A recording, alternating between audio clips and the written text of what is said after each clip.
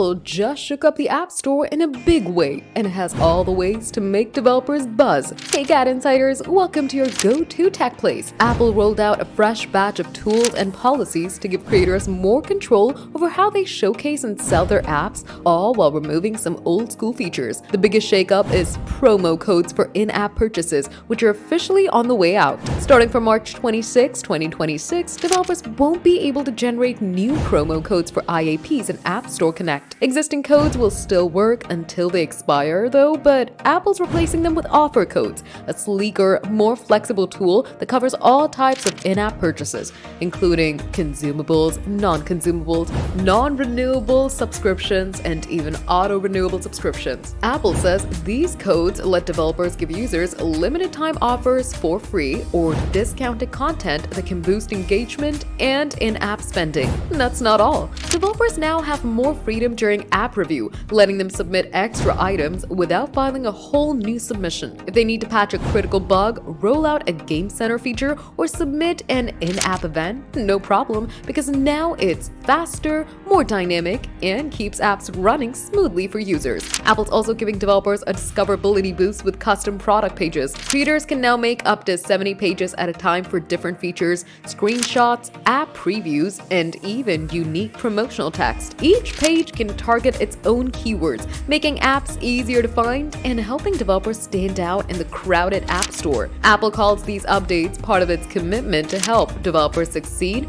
and with third-party marketplaces and payment options creeping into the mix, these changes couldn't come at a better time. For more tech updates, subscribe to GadInsider, and don't forget to hit the bell icon, drop a like, and comment what you think about this.